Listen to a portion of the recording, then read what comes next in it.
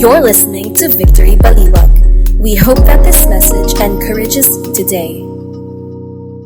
Let's all rise in reverence to the Word of God. We're going to be reading from Acts chapter 4 to 8, and then Acts chapter 2, verse 1 to 4. And it reads, Acts 1, verse 4, "And while staying with them, he ordered them not to depart from Jerusalem, but to wait for the promise of the Father, which he said, 'You heard from me.' For John baptized with water, but you will be baptized with the Holy Spirit not many days from now." So when they had come together, they asked him, "Lord, will you at this time restore the kingdom of Israel?"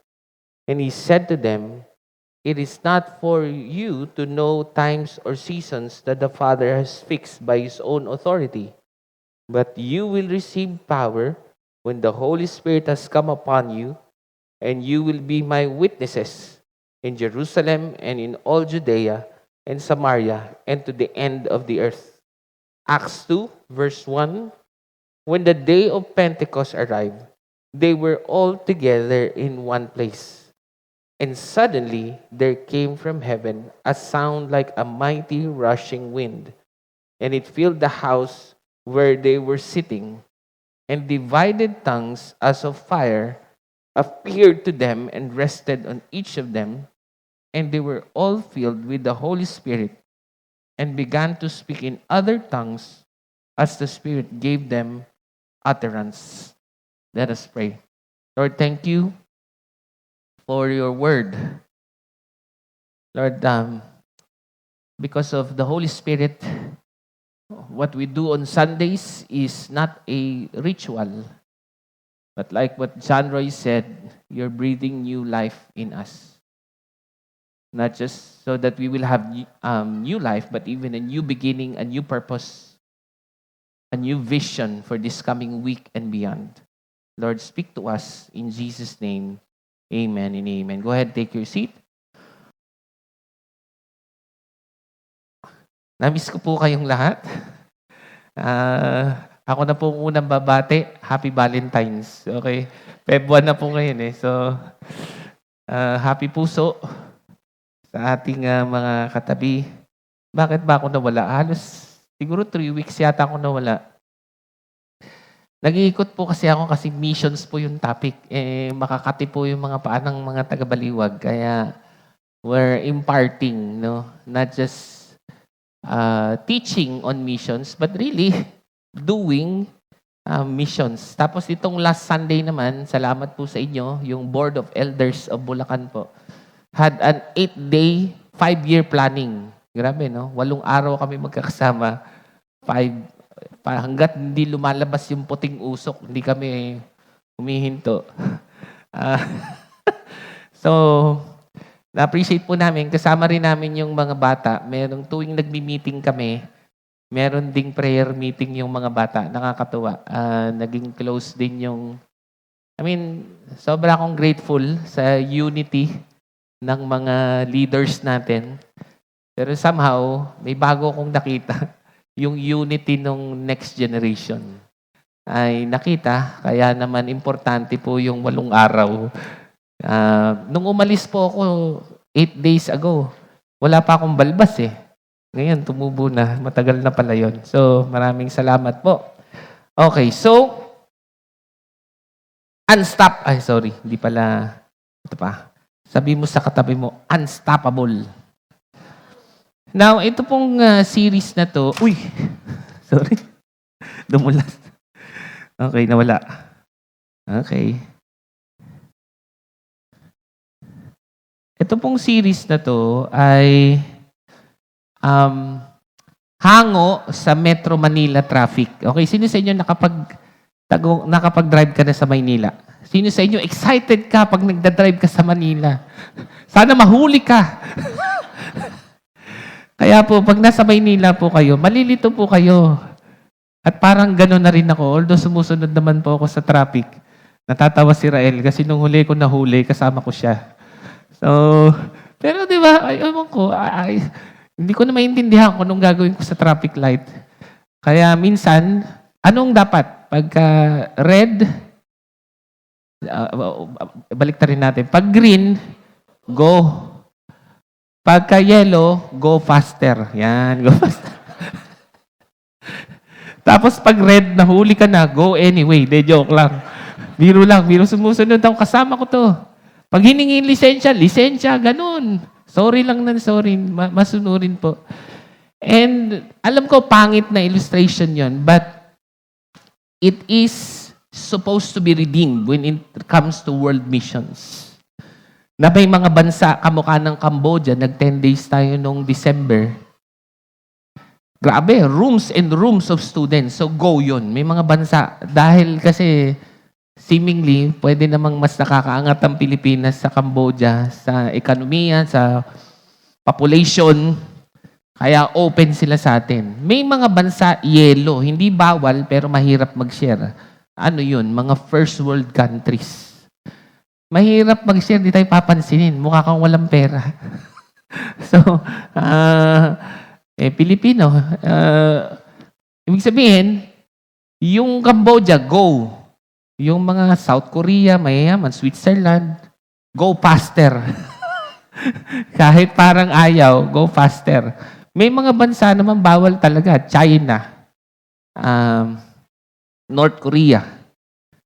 And we should go anyway.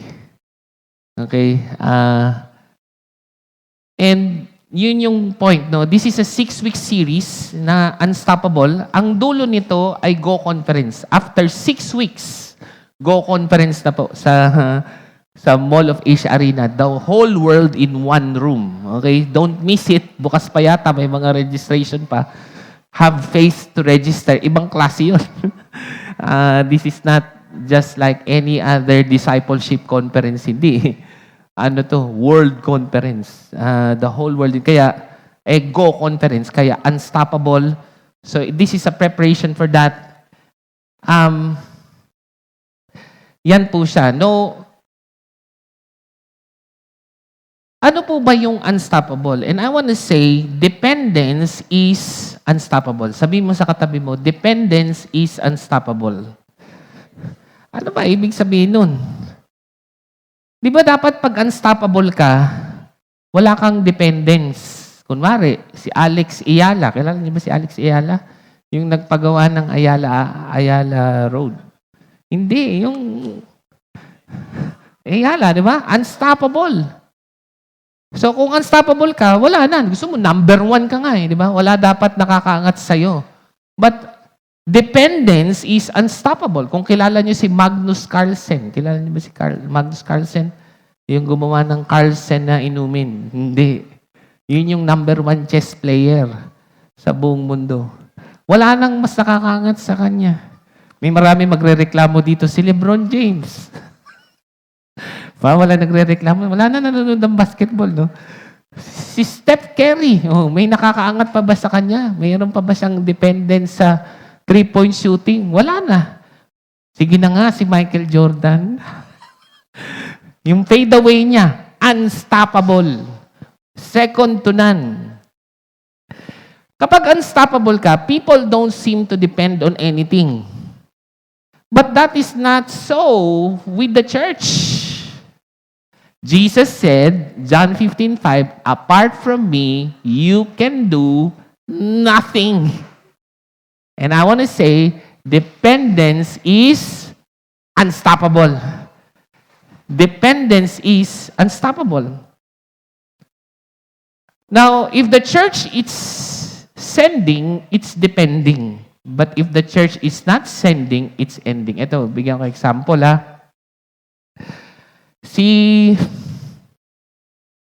Saan ba yun? Ayan. Recent lang po ito. August 1, 2025. Spurgeon's College, Influential Evangelical Training Center in London, closed after 169 years. O ganito. It's hard to emphasize, no? Napakahirap pong i-emphasize kung gaano kagaling si Spurgeon. Galing na po ako kay Steve Morel. Walang binatbat si Steve Morel kay Spurgeon. And Pastor Steve wrote a book 100 years from now. Part of it, nagkaroon tayo ng Every Nation Seminary na sana man lang lumampas ang victory ng 100 years. And that's part of it. Kung walang seminary, it will not last. We will die. We will be stoppable. Nakita nyo na, si Spurgeon po alam nyo, explain ko sa inyo kahit si Queen Victoria ay pinapaprint tuwing nagpiprint si Spurgeon, pinakikinggan ni Queen Victoria, papaprint ng 25,000 copies, papamigay araw-araw. Ganong kasikat yan. Ngayon, alam niya na mamamatay na siya, kaya kuha siyang School of Pastors, Ministers. After 169 years, sarado na. Akala ko ba unstoppable ito? Wala na pong mas magaling dyan. Now, iniisip ko lang tayo, John Roy, yung Every Nation naman may seminary din. Baka maging cemetery yun. Ano kayang nangyari, no? Siguro, naging na siyang structure. Naging na siyang institution. If the church is not sending, it is ending. Tagalogin natin, pag ang simbahan ay hindi nagpapadala, ito'y namamatay. If the church is not sending, it's ending. Alam niyo ba, we don't even end the service mamaya, di ba? The Lord bless you, keep you, blah, blah, blah. Ang sasabihin dapat, you are now sent out. Nung umalis si Jesus, anong sabi niya? Go. If the church is not sending, it's ending. If your victory group is not sending. Alam niyo ba, ang ibig sabihin niyan, wala na pong nagpapadala ng pastor. Bakit? Walang nang nag-aaral magpastor. Bakit naman mag-aaral magpastor kung wala namang magsisend? Nakita niyo ba yun? So wala na. If the church is not sending, it's ending. But if the church is sending, it is depending. Dependence is unstoppable. Weird lang kasi bakit kailangan mag-depend? Akala ko ba, pag unstoppable, walang dependence. It is not so. Jesus said, apart from me, you can do absolutely nothing. Umaabot kasi sa panahon na itong 8 a.m. Walter Mart service na ito, checkbox na lang yan, yung mga Excel, paulit-ulit. We're depending on a program. But we need to depend on Jesus. And somehow, pag nag-mission po tayo, tingnan nyo ngayon, no? Nagkakaroon ng movement. Kasi merong 4 p.m. service sa Bustos. May youth service na rin. Switzerland, nandun sina Dalia. Tingnan nyo yung mga tao. We're not becoming relax lang. Because we want to come to a place that we are continually depending. Dependence is unstoppable. If the church is not sending, it's ending. If your victory group is not sending, it is ending. Tao lang naman tayo. Mamamatay din tayo lahat.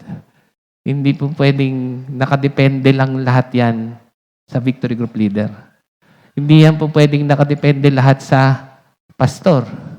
If the church is, kaya nga, the church is not even about its seating capacity. It's about its sending capacity. Wala na pong mas malaki pang simbahan kaysa kay Spurgeon. Wala na. Kahit anong simbahan pa yan, it fails in comparison to Spurgeon because when he preaches, the king listens and even publishes in the newspaper 25,000. Kaya pag nagpipreach yun, it's an event. And it closes. And I'm not saying may mali si Spurgeon. Somewhere down the line, the church became stoppable. Because they depended on the programs, but not depend on the Holy Spirit. Dependence is unstoppable.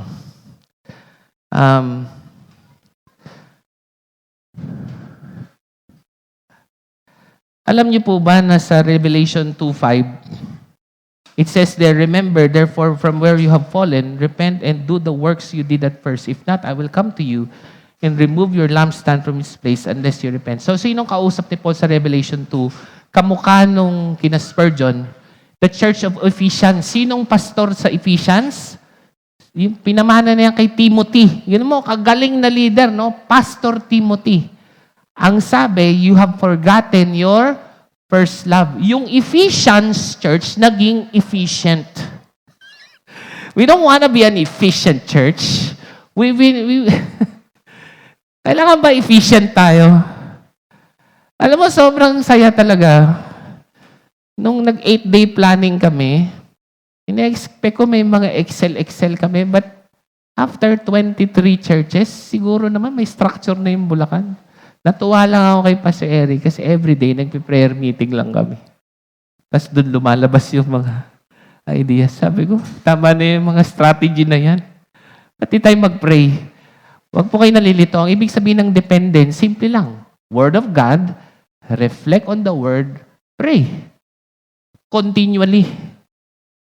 Hindi po structure, hindi po. Kasi ang Ephesians Church ay magaling sa theology. Timothy is a great theologian. But Revelation 2:5 said, you have forgotten your first love. The Ephesian church became so efficient, it became no longer dependent on God. Anong sabi ni Jesus through John? I will remove the lampstand. Sabi niya, ayaw niyo. Sige. Yung lampstand po, hindi po yung salvation. Hindi po nawawala yung salvation. Sabi niya, kung ayaw nyo, tatanggalin ko na lang yung gospel mission. Grabe, no? Sino sa inyo, sa tingin nyo, dapat mag-honor God, make disciples? Sino sa inyo, mag-honor God, make disciples, depending on God? Nagde-depend ko. Dapat mag-depend kayo, hindi sa sarili.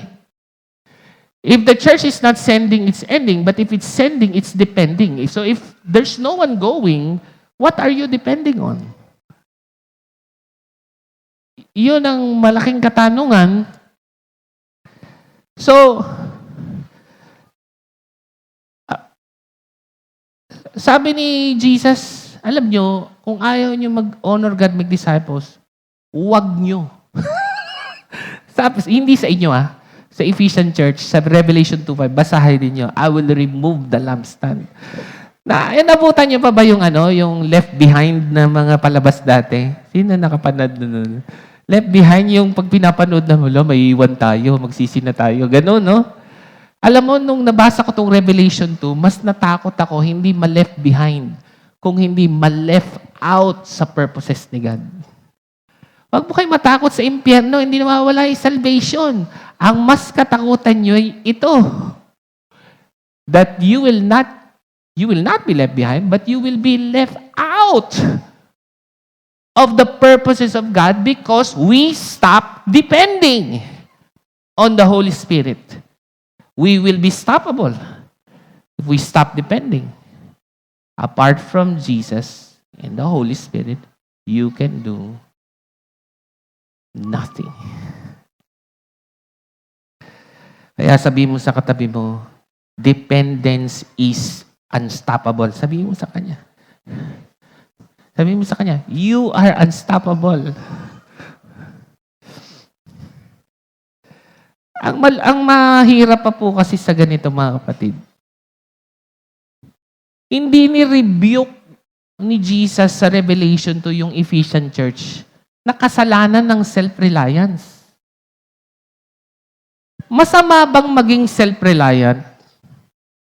Is it a sin? Meron ba yun sa Ten Commandments? Commandment number 11. Thou shalt not be self-reliant. But you will stop. You will cease. Apart from Him, you cannot do anything. And it seems that the Ephesian church are doing a lot of things, but Jesus said, you have forgotten. You are no longer an Ephesian church. You are an efficient church. High strategy, low prayer. Nakita niyo yun? High religion, high rituals, low relationships. So, paano nga ba in-address ni Jesus ang self-reliance? This is ang structure nitong binasa natin is a promise and fulfillment pattern, no? Sabi niya dito, but wait for the promise. Okay? How to be dependent? Because dependence is unstoppable. Ganito. Sabi doon, promise of the Father, wait for the promise. Nakita niyo yun? Dependence means you believe in a promise-keeping God. Sino sa inyo naniniwala that we have a promise-keeping God? Yeah. And it's not just once in a while, but through the Holy Spirit, He fulfills that promise every single day. Hindi po tayo magiging dependent if we do not believe in a promise-keeping God. We should be able to believe into a promise-keeping God kasi ang sabi ay, wait. Yung mga anak ko, sabihin niya, Daddy, gawin mo nga to. Wait. Ilang hours, Dad? Tapos mangungulit na naman, wait. Ano ibig sabihin ng wait? Yung waiting kasi is a sign of dependence. So unless you believe in a promise-keeping God, you cannot depend. But dependence is unstoppable. Now, bakit po meron pa dito nakalagay order, no? Ano ba ibig sabihin? Nag-order si Jesus? May grab na ba noon? Hindi. Sabi niya, and while staying there with them, He ordered them not to depart from Jerusalem. Ito po kasi nangyari, mga kapatid. Si Jesus, nakita na ng disciples, resurrected, butas ang, ano nga ito? Kamay, tsaka tagiliran paa, na tinusok pa, ginanon pa, kiniliti pa ni Thomas, kiti, ginanon pa niya. Hindi niya kiniliti. Sorry, Lord. Bawal ka palang kilitiin. So, hindi na, alam ko naman hindi killjoy si God eh. I'm sure. Pero siguro wala siyang kiliti. I don't know. So, nakita, meron mo, ikaw si Thomas nilagay mo na. Meron pang isa. Sa Luke 24 ba yun? Anong version? Luke, basta yung dulo ng Luke, pinanood nila si Jesus pumanik. Hindi siya simile May mga words kasi si Luke. By the way, si Acts, ang nagsulat niyan si Luke. Luke and Acts. He's a writer. Very precise ang mga words. Doktor yan So si Luke, pag literal, sasabihin niya talaga literal. Pero pagka kino-compare lang, sasabihin niya like, as. But Luke wrote in chapter 24, the disciples really watch Him fly. So isipin mo kung ikaw yun nakita mo si Jesus, ganon mo yung daliri niya. Tapos, nagkita pa kayo sa bundok, pinanood mo siyang lumipad. Wow, may langit talaga. Let's go!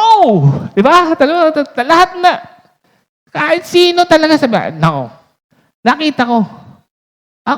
Nakita, ginanong-ganong ko pa nga Lumipad parang Dragon Ball. Sabi niya nga, nag-super saiyan pang ganon. Hindi ko alam. Hindi nag-super saiyan si Jesus. Tapos, kaya inutusan sila. This is authoritative, mga kapatid. Inutusan sila. Wait. Sabi ko, bakit ganun? Ang dami na nating alam. Nakita na natin yung buhay na Jesus. Pumanik na siya sa langit. Ano pang kailangan natin? Wait. Dependence is unstoppable. Kahit pa nakita nila na buhay na si Jesus, lumipad sa langit, hindi yun enough to preach the gospel to the ends of the earth. They needed the Holy Spirit to rise from inside of them. Now, bago lang po tayo magpatuloy, gusto ko pong hindi ito maging formula. Kasi baka maisip nyo may formula ito eh. Hindi ito ritual. Kaya pala, kulang pala tayo sa mga ritual. Hindi. We are already indwelt with the Holy Spirit. What 1 Corinthians 6:19 says, your body is the temple of the Holy Spirit. So ano yung problema sa Pentecost? It is the infilling of the Holy Spirit. Now, ito po, mapagkakatiwalaan. Professor po natin yan sa Asbury Theological Seminary na magaling kasi hindi pa siya nagsasara. Bukas pa. More than 169 years na yung Asbury Theological Seminary. Sabi niya, si Dr. Stephen Siemens, what does it mean to be filled with the Holy Spirit? Although it is a spatial metaphor, space, parang may napupuno. Being filled with the Spirit is not really about space, like filling up a cup with water. We will be misled if we conceive of it that way. Essentially, this metaphor describes a personal relationship with the Holy Spirit characterized by surrender, dependence, abandonment to the Spirit. For though the Holy Spirit is present in all believers, in some He is not preeminent.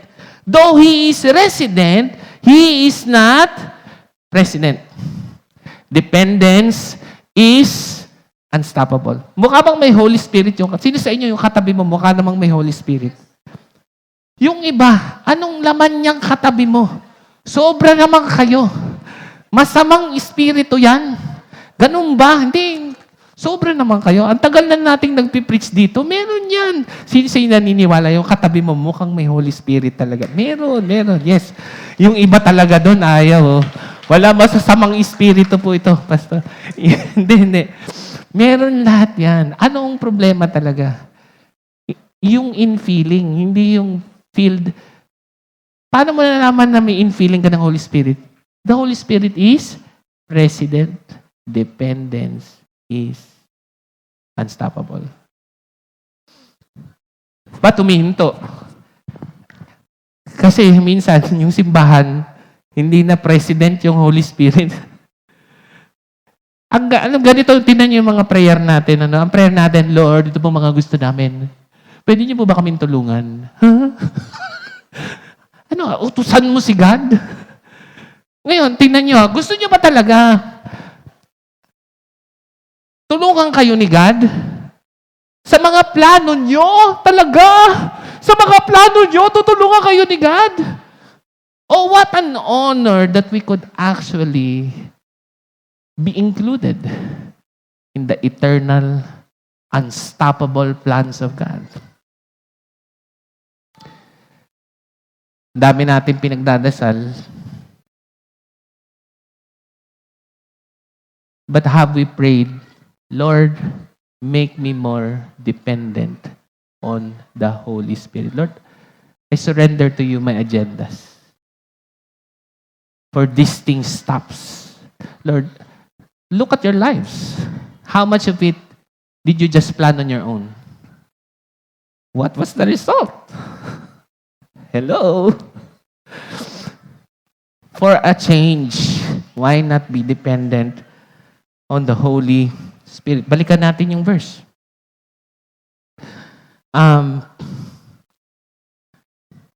So, He ordered. Talagang, wait. Kasi alam nyo, magdidepend lang kayo sa mga alam nyo. Wait for the promise. So, ito yung pinangako sa verse 4. Kailan finulfills? Sa verse 1. And when the day of Pentecost arrived, they were all together in one place. Is God a promise-keeping God? Yes. Acts 1:4, nangako. Acts 2:1, fulfilled. At yung mga ginamit na Greek words dyan is still applicable today, which means it's not just a promise for them, it's also a promise for all of us.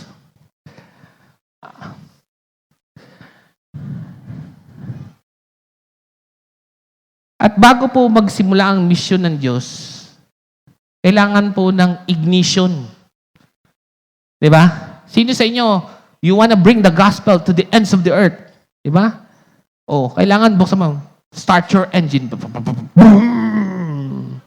Kasi hindi man lang gumagana yung makina, pero pupunta tayo sa ibang bansa. But that's not a good explanation eh. Ignition kasi is power from within. So, pangit pa rin illustration yung kotse. Ang mas tama talaga, ignition from above. Hindi galing sa atin, hindi galing sa kotse. Parang may ibang kapangyarihan that comes with the Holy Spirit. Ito pong Pentecost, ano ba itong Pentecost? Pente, which means 50 days after Passover. Passover, yun yung dumaan yung angel of death, which is the Passover lamb. Fast forward, si Jesus yun. So, ibig sabihin, dahil Jesus was the Passover lamb, now, Pentecost is about to happen. And at Pentecost, ang dami pong tao kasi nagpipilgrimage silang pabalik lahat sa Jerusalem because Passover was a very important event. Kino-commemorate nila yun. Now, we need to depend on the promises of God. Meron pa bang pangako ang Diyos sa'yo na panghawakan mo pa? Kasi bakit? Kasi kung wala na tayong pinanghahawakan, we're just depending on past success, mga kapatid. We cannot live on the past. There has to be something that God has in store for us today and in the future. Dependence is unstoppable. We need to depend on the promises of God. Hindi sa structure. Kaya ang hirap-hirap ng mga meeting. Pag nag-meeting kami, naiiba lahat. Wala kaya tayo mag-meeting. Mababago rin to next time eh. Diba? So, walang mga posisyon na hanggang mamatay, sa'yo yung posisyon. Bakit? Ako nga sabi ko, take this mic away from me. Ang problema, nasa akin pa yung mic eh. Kunin nyo na. Kung gusto mo, Lord, wag ako, yung mic lang, Lord, wag mo akong kunin. Ibig sabihin, ang sinasabi ko lang, hindi ako dependent sa pulpito. Wala nga tayong pulpito eh. Music stand. Hindi ako dependent dito. Ang pinanghawakan ko, ano ba yung pinagagawa ni God? Ano ba yung word ni God? Ano ba yung promise ni God? That forward. Because if the church is not sending, it's ending. And if the church is sending, it is depending on the promise of the Father. Nangako si Jesus, for John baptized with water, but you will be baptized with the Holy Spirit. Nangako, nangyari. Yes, nangyari dito. It came down from heaven. The baptism of the Holy Spirit. Ang ganda nga, medyo kinontrast pa dito yung baptism of water. Baptism of the Holy Spirit is not a sacrament. Alam niyo yung pag nag-spiritual foundation, nilulubog, sacrament yun. Sort of a spiritual ritual. A public ceremony of an inward transformation. So that's great. But this is not a ritual. Being filled with the Holy Spirit is not a one-time event. For John baptized with water, but, this is not a ritual. This is a dependence. And suddenly, there came from heaven a sound of a like, tingnan nyo to, wag po kayong naguguluhan. Si Luke magaling sa words. Hindi talaga siya parang merong super saiyan. Kasi nakalagay, sound, tingnan nyo to, nakita nyo, like. Luke was comparing it. Pero kung may Instagram sana siya, napicturan niya. Pero yan na yung best na description niya. It is like a mighty rushing wind. Wala talaga, hindi ko alam. It's a simile. It's not literal. And it filled the entire house where they were sitting. And divided tongues as of the appeared and rested in each one of them. So, everyone and each one. Everyone, each one. Lahat tayo at bawat isa. Bakit? Tingnan nyo. Bakit kailangan bawat isa? Because everybody, each one has to be dependent on the Holy Spirit. We can be dependent on the Holy Spirit as a church, but you also, as a person, every single day, dependence on the Holy Spirit. It is not a sacrament. It is not a ritual. It is a dependence on the promise of the Father every single day. Ito ang ganda.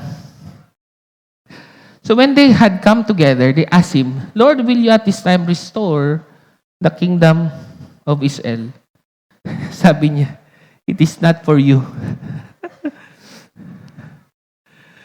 Alam mo, na-realize ko yung mga disciples di nakikinig. Sabi niya, hindi to ritual You will be dependent on it. Ang galing. Kailan mo nga uli aayusin yung bansang Israel? Yung iba sa inyo, malamang ganyan ang iniisip. Kailan nga uli aayusin yung gobyerno ng Pilipinas? O Pilipinas?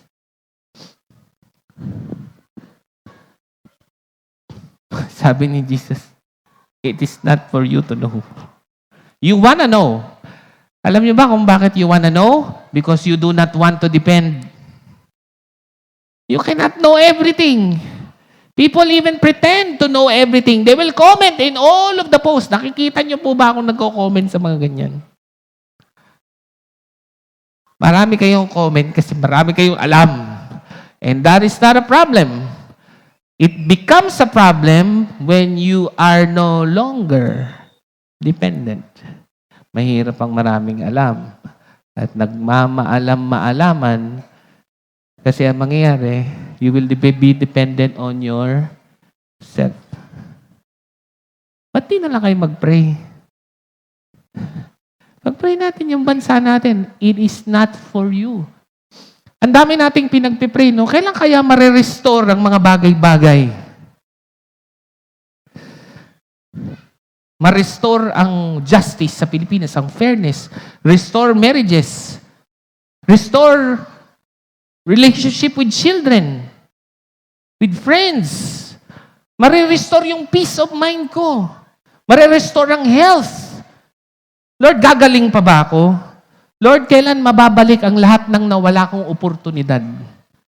Alam mo, mabuti naman ng Diyos He will turn everything for the good. But the timing, it is not for you to know. But you will receive power. Maraming sinatanong tayo kay God. Ang sagot ni God, no. But yes, you will receive power to be a witness.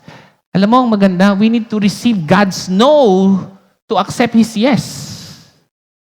May no si God The fact that it's not happening, it's a no. Or you are not supposed to know when it's gonna happen, but you will have power. Anong sabi ni Paul? Anong sabi kay Paul? 2 Corinthians 12:9. Sabi niya, remove all of these things, the thorn in the flesh. Sabi niya, my grace is sufficient for you, for my power is made perfect in your weakness. When? And continues on. But you will receive power. Tingnan nyo sabi niya, it is not for you. Lord, para sa akin ba to? Sabi ni Lord, hindi para sa iyo. Pero kahit hindi para sa iyo, ito para sa iyo. You will receive power. When the Holy Spirit has come upon you, sabi kasi dito, dunamis, dynamite. Ang problema kasi sa dynamite, it generates its own power. Maganda naman yung illustration, parang may sumasabog siya from within. Yung power kasi from God, it's a dependence on your relationship with God. Bumababa siya. Hindi siya galing sa loob. It is a dependence on God. But you will receive the power when the Holy Spirit is coming, and you will be my witness. Nangako? Yes. Tinupad? Yes. Dependence means you believe in a promise-keeping God. Tinupad naman eh. And they were all filled with the Holy Spirit and began to speak in other tongues as the Spirit gave them utterance.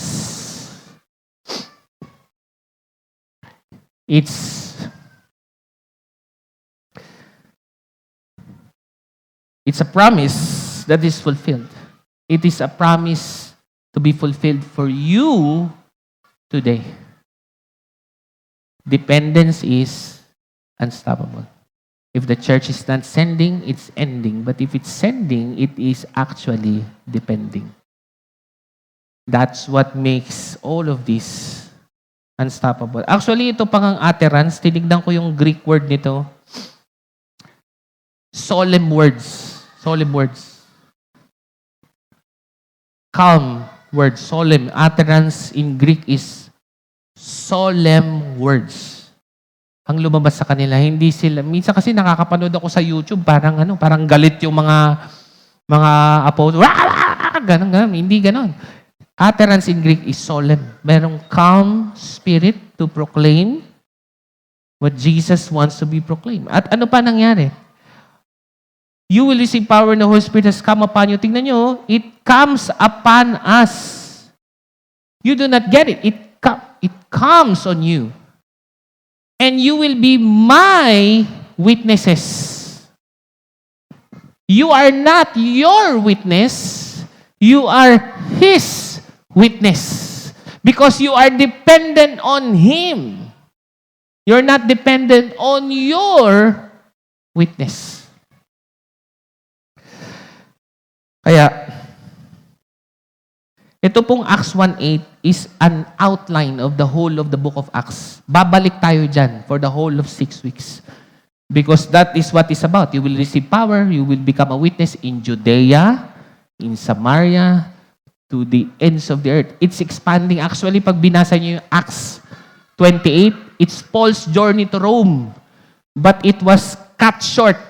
Bakit siya? To be continued. Why? Because Acts 29 is happening in Baliwag right now. Tayo yung expansion, tayo yung fulfillment ng lahat ng ito. And if there's anything that you need to remember, 3 words lang, parang awan nyo na. Sana matandaan ninyo. Sabi mo sa katabi mo, sige na, tingnan mo siya. Sabi mo sa kanya, dependence is unstoppable. And as I call on the music team, alam niyo yan, nalungkot talaga ako nung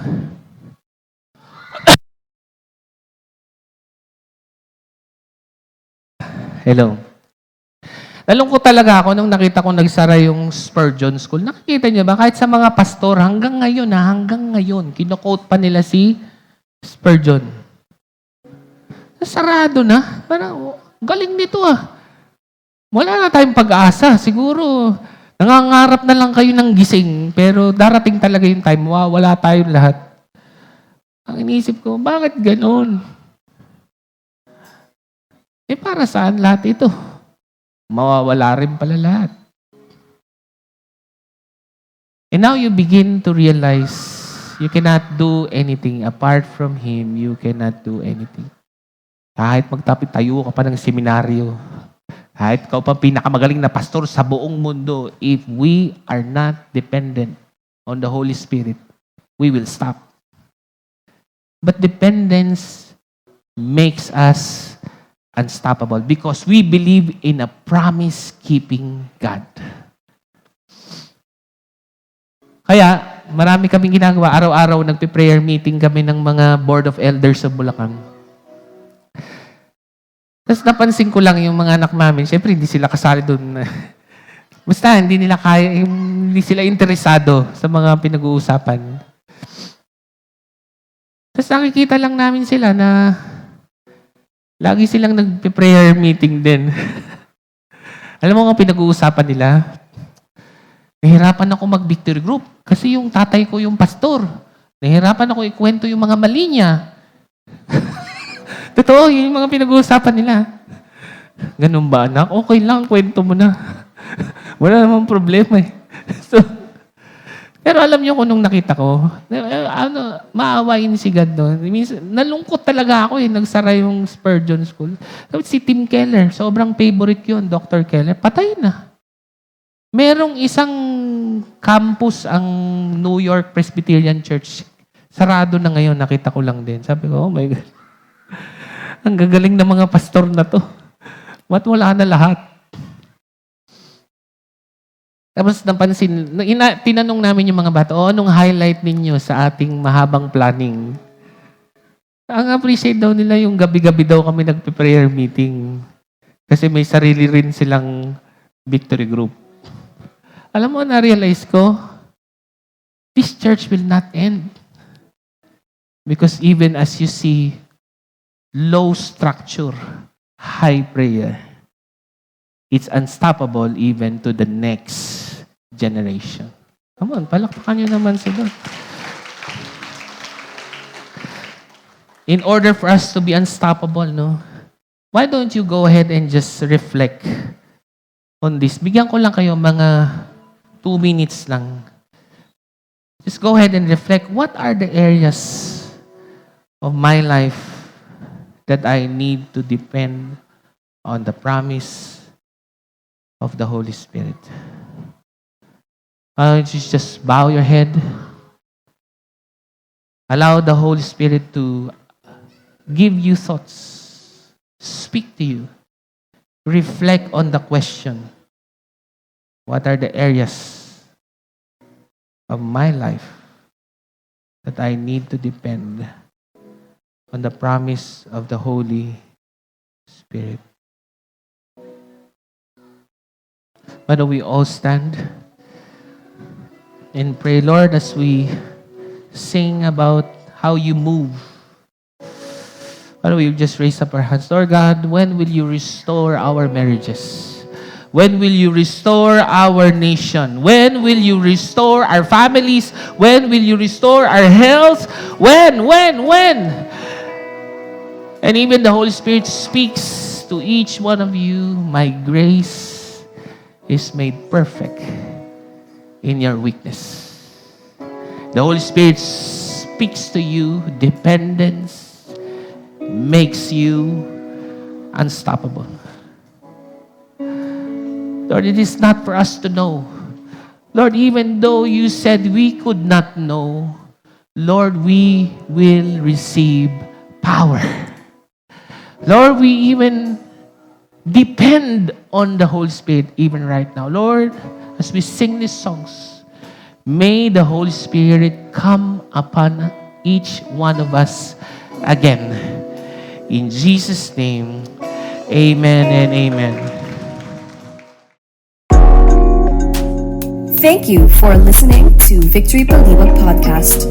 Follow us at Victory Baliwag on Facebook and YouTube for more details as we honor God and make disciples.